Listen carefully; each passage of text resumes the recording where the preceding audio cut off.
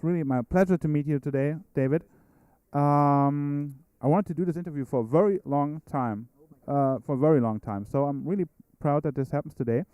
Um, and I just want to start with a question that's related to Beyond, but also to Heavy Rain, because for years, I've been missing in games is kind of like a personal approach. You know, I was always longing for games where I had the feeling the writer wants to tell me there's something that he wants to tell me. There's something personal behind the story. Then I played Heavy Rain, and obviously, I mean, you're a father, and it's obvious that you took like your biggest fear and used that in a game. So, and that I could feel that where that came from. So, and I think that was one of the strengths of Heavy Rain was that you could feel that personal thing. And what I wanted to ask you is, I'm sure that Beyond also has a very personal approach in some way. What are the themes that you're using that have a personal background that have inspired the story? Actually, the starting point for Beyond was a very sad moment in my life. Is the fact that I lost someone in my family I felt really close to, and this is a very brutal, shocking moment in anybody's life. And I just wanted to think about death, about what's on the other side in another way than what religion has to say, or maybe even philosopher have to say about it, and just try to make up my own story around it, and just think about life, about what growing, learning, accepting who you are, all this thing means, and that was the starting point. Another thing I really liked about Heavy Rain was that it was, I mean, you have all these fantasy games and all these science fiction games and so on and so on. But Heavy Rain was really set in the real world now and then. And I checked out all of the stuff on YouTube about Beyond, and I was a little surprised about that ghost aspect because, of course, you can tell that the game is also set in the real world when you see the problems of the characters and so on and so on. But there was this one scene where Jodie, the main character, you have the option to commit suicide when she's on the roof, and then you can jump down, but then the ghost steps in and saves her. And do you think there's a certain risk that there's a kind of a conflict with that reality aspect of Heavy Rain, perhaps, that people liked about the game, or is that okay within the suspension of disbelief, and you just say, okay, once you accept that there's the ghost aspect of the story, it's okay? You know, there is a paranormal element in Beyond, which is the fact that this girl has a link with this entity, but it's really not the topic. I mean, the real topic, the real theme behind the game is that Jodie is different.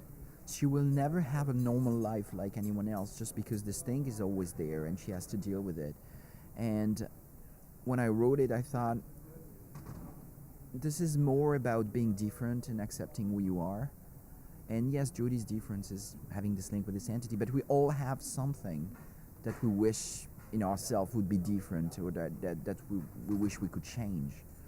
And maybe we don't all have the life we want. And I thought, okay, this is something that will resonate with people, because this is something that is quite universal in some way. So the game is really grounded in reality.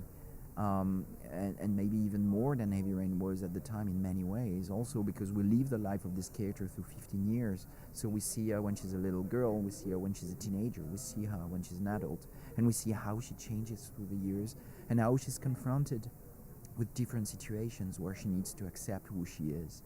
So all this was very exciting for me to write, and seeing Ellen Page, you know, giving a heart and soul to this character was something absolutely amazing. And one thing I noticed was after I played Fahrenheit, when I saw the first material of Heavy Rain, I saw some similar elements, like in terms of gameplay mechanics, but it was easy to tell that you improved a lot of things. But some of the elements were still there, but they were a little different and improved and so on and so on. And I would like to know what lessons did you learn from Heavy Rain that you tried to improve in Beyond, or what was so good that you say we have to do it the same way? What we really enjoyed in Fahrenheit and in Heavy Rain was the fact that we were dealing with what we call contextual actions. Instead of having, you know, the same set of animations that assigned to the same button, and you need to tell a story with 10 actions, jumping, running, you know, shooting. We thought, okay, let's imagine an interface that will allow you to do anything in the world. You can see it. You can open a door. You can open a drawer. You can do whatever you want with a very unique interface that is really based on motion and the sense of mimicry. What we did on Heavy Rain was the fact that each time you had an interaction, you really had this big prompt telling you, oh, this is the move you have to do with the right stick. So you needed to do down or up just to unfold the animation. What we improved on Beyond is we wanted to keep the contextual aspect, but at the same time we thought, okay, maybe we don't need the prompt. Maybe we could simplify it and find something that is more elegant, because you know that when your character is looking for an object that is on the floor, for example, of course you want to do down because you want to knee down. Or if you want to go up, of course you will do up because you want to reach something up above your character. So it made a lot of sense not to tell the player what he's supposed to do, but just let him watch the image, watch the character, and say, okay, of course this is the move I want to make. So a very simple approach to interface. We just try to be more elegant and trust the player in a way much more. Instead of telling him press this or do this, just let him figure out what he's supposed to do. So this is one of the many things we learned, and this is about interface. But for me, a very interesting thing that we discovered in Heavy Rain was the fact many players played the game together.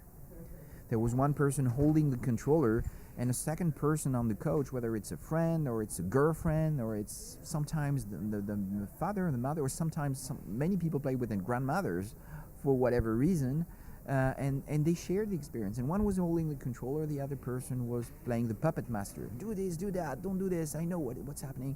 And that was a very interesting social interaction. And this story has been told to us so many times that we thought, okay, here with Beyond, we have a game with two characters, Jodie, the girl, but also Aiden, the entity.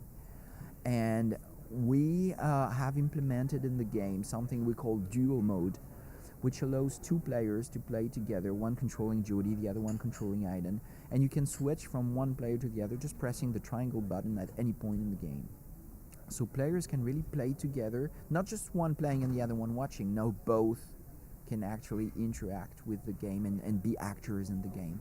And we went even further, because we also realized that some people were not playing because they were a little bit impressed by the DualShock controller, which is really familiar to gamers. But if you're not a gamer, it's a little bit like a barrier to start playing a game. Say, oh, there are buttons all over the place, I don't even know how to hold it for many people. And we thought, okay, what is the device that everybody knows, that everybody has at home, and that everybody would know how to use? And we thought, okay, mobile devices are maybe the way to go, whether it's mobile phones or tablets. And for the very first time in the history of video games, we're really proud to announce that we will allow players to play Beyond replacing the DualShock controller by any mobile device on iOS or Android. The device is connected in a very simple way via Wi-Fi to your console. So you don't play the game on your mobile phone, it's just the controller that you can use, and it's a very simplified mode to play the game. So you can play together, you can play alone, you can play with two players with two DualShock, or one DualShock, one mobile device, or two mobile devices. So it's really up to you depending on whether you're comfortable with the controller or not. There is a famous quote by legendary film critic Roger Ebert, who said, games dilute narrative and they mix two elements that don't enhance each other, story and gameplay. And he said it's like chess boxing. You know, these two things just don't work very well. And actually, of course that's a problem in games. But with your games, I started to have the feeling, wow, there's someone who manages to bring these two elements together, because I always have the feeling that story and gameplay in your games, they're like one unit. You can't separate them. So how do you feel about that statement, and how do you think that's going to change in the future, perhaps? I think it's an interesting quote. I like the concept of chess boxing, but I think unfortunately it's not true. It all depends on what you mean by gameplay. If by gameplay you mean repetitive mechanics based on violence, then this guy is right. It's very difficult to tell a story when all your character can do is run, jump, crouch, shoot. What kind of story can you tell? So you can only have an experience based on repetitive mechanics, give adrenaline and try to tell your story through cutscenes, because that's the only choice you have. Now, if you think totally differently and you say, okay, let's imagine an interface where you could do anything. Your character has access to any kind of action. He can talk, he can interact with his environment, he can have action scenes too. It's free.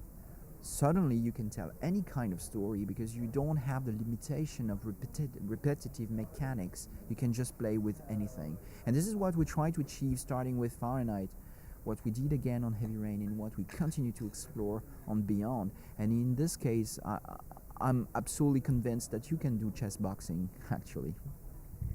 So thank you very much, and also thank you very much for the interview. It was a real pleasure. Really looking forward to Beyond.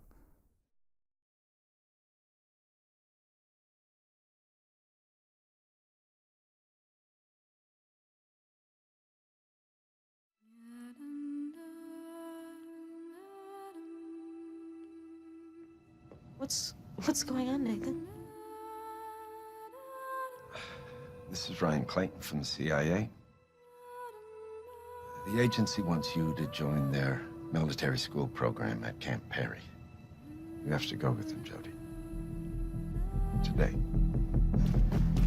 Come on, Holmes, keep up! Move it, recruit! It's not a fucking Sunday stroll!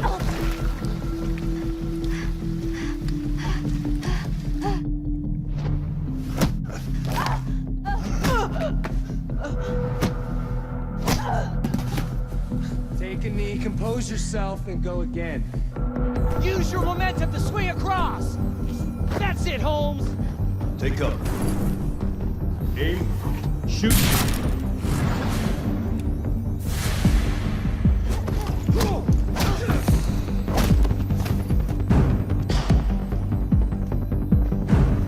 Not bad, Jody. Jamal Sheikh Sharif, one of the most dangerous warlords in the country. You have to find Jamal and eliminate him. You'll be on your own this mission. No direct engagement with the enemy. No backup. You identify and eliminate your target, then activate your GPS beacon so we can extract you. I'll be back before they even realize what's happening.